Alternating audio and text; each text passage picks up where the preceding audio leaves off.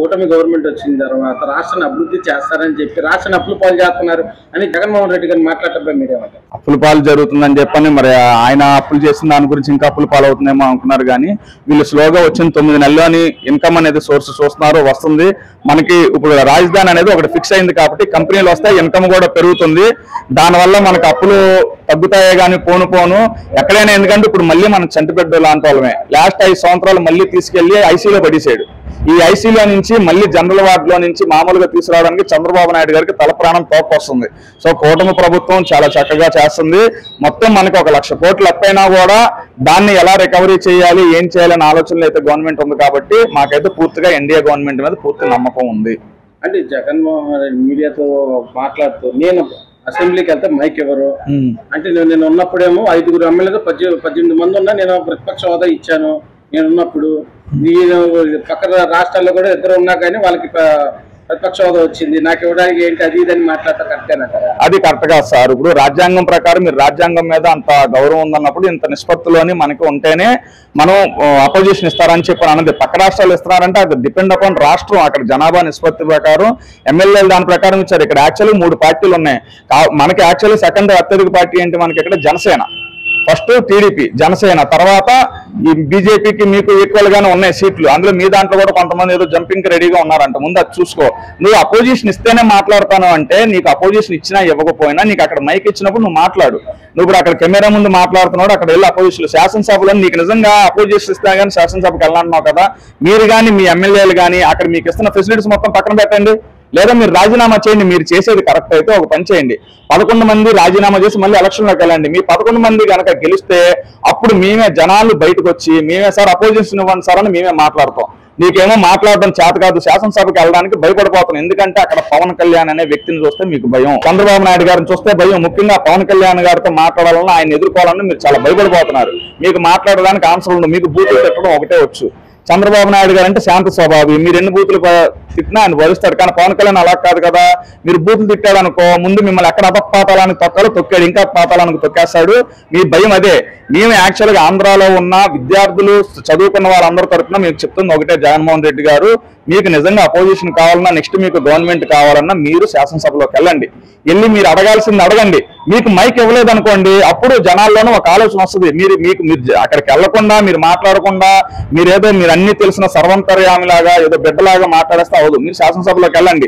మీకు మైక్ ఇవ్వలేదు అనుకోండి, అప్పుడు మేము ఒప్పుకుంటాం, అవును జగన్ చూసి భయపడుతున్నారని. మీకేంటంటే అక్కడ మేధావులు ఉన్నారు, చాలా మేధావులు ఉన్నారు. ఆ మేధావులతో మాట్లాడడానికి మీకు భయం. మీరు అడిగే క్వశ్చన్లకి వాళ్ళ దగ్గర ఆన్సర్లు ఉంటాయి, లేదా వాళ్ళు అడిగే క్వశ్చన్లకి మీ దగ్గర ఆన్సర్లు ఉండవు. మీరు భయపడుతున్నారు. మీరు ఎన్ని మైక్ మేకపోత గాంభీర్యం చూపించినా కూడా శాసనసభలోని పవన్ కళ్యాణ్ గారిని, నారా లోకేష్ గారిని ఫేస్ చేయడానికి మీకు దమ్ము సరిపోదు. ఎగ్జాంపుల్ రీసెంట్ గా అక్కడ మన లండన్ లోని ఇది జాబ్ మేళా కోసం జరిగినప్పుడు, సమ్మిట్ లో జరిగినప్పుడు మిమ్మల్ని లాస్ట్ 2022లోనో 2021లోనో అక్కడ ఒక క్వశ్చన్ అడిగితే వెరీ లాంగ్ లెంగ్త్ క్వశ్చన్ అని చెప్పని తప్పించుకొని ఆంధ్ర పరువు తీసి పడేశారు మీరు. కానీ అదే నారా లోకేష్ గారికి మొన్న సమ్మిట్ లో అడిగితే చాలా ఈజీగా, చాలా కరెక్ట్ గా, క్లియర్ కట్ గా ఆన్సర్లు చేయగలిగారు నారా లోకేష్ గారు. సో మీకు ఆ భయం మీకు తెలుసు. నేను అక్కడికి వెళ్తే నారా లోకేష్ గారు అడిగే క్వశ్చన్కి నా దగ్గర ఆన్సర్లు ఉండవు. వాళ్ళతో నేను మాట్లాడలేను, పవన్ కళ్యాణ్తో మాట్లాడలేను. అందుకే మిమ్మల్ని ఎవరైతే క్వశ్చన్స్ చేయరో ఆ మీడియా ముందు కూర్చొని మాట్లాడుతున్నారు తప్ప కరెక్ట్ గా మీరు ఓపెన్ డిబేట్ లోకి ఎప్పుడైనా వచ్చారా? మీరు ఒక పని చేయండి, నారా లోకేష్ గారు కానీ పవన్ కళ్యాణ్ గారు కానీ ఓపెన్ డిబేట్ లో కూర్చుంటారు. ఒక కాలేజీ స్టూడెంట్స్ ముందో, ఒక ఓపెన్ పబ్లిక్ ప్లేస్ లోని. సరే మీకు శాసనసభలో వద్దు, ఎక్కడ వద్దు, మీకు ఎక్కడికైనా బయటకు వెళ్ళి ఒక ఓపెన్ డిబేట్ లో కూర్చొని మీరు స్టూడెంట్స్ అడిగి అట్లా ఆన్సర్లు చేయండి. మీకు అంత గట్స్ ఉంటే మీకు ఎన్ని చేయలేరు, మీరు మాట్లాడలేరు.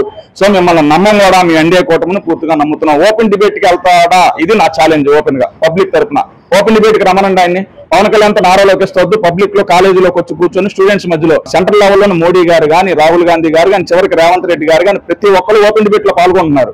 మీరు ఒక్కరు ఎందుకు పాల్గొనరు? లాస్ట్ 5 years పాల్గొనాలి, అంతకుముందు పాల్గొనాలి. ఇప్పుడు రండి, మీరు వచ్చి ఒక కాలేజీలో కూర్చొని స్టూడెంట్స్ అందరి ముందు ఓపెన్ డిబేట్ లో ఉండండి. Okay, we will agree, Jaganmohan Reddy అనేవాడు గుడ్ లీడర్ అని చెప్పాను. మిమ్మల్ని లీడర్గా యాక్సెప్ట్ చేయం.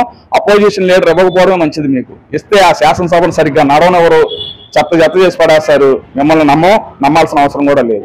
జగన్మోహన్ రెడ్డి మాట్లాడుతూ బడ్జెట్ లో సరైన లేదు, ఇది అంకెల గాడి తప్ప ఎటువంటి పథకాలు కూడా లేవు, ఎలక్షన్లో ఇచ్చిన హామీలు ఏం అమలు చేయట్లేదు అయితే మాట్లాడతారు. దాని మీద మీరేమంటారు? పాతకాలం పద్ధతులు పాతకాలం మాట్లాడడం తప్ప జగన్మోహన్ రెడ్డికి ఏం తెలుసు? ఇప్పుడు బడ్జెట్ ప్రవేశపెట్టారు, స్పష్టంగా సామాన్యుడికి కూడా అర్థమయ్యేటట్టు ఏం చెప్పారంటే మనకి ఇన్కమ్ 2 లక్షల కోట్ల ఇన్కమ్ ఉంది, అది కాకుండా 1,00,000 కోట్లు 3 లక్షల బడ్జెట్ ప్రవేశపెట్టారు అసెంబ్లీలోని. ఈ 1,00,000 కోట్ల బడ్జెట్ మేము అప్పు తీసుకుంటున్నాము సెంట్రల్ గవర్నమెంట్ నుంచి, లేకపోతే బ్యాంకుల దగ్గర నుంచి రుణాలు తీసుకుంటామని స్పష్టంగా అక్కడ మెన్షన్ చేశారు.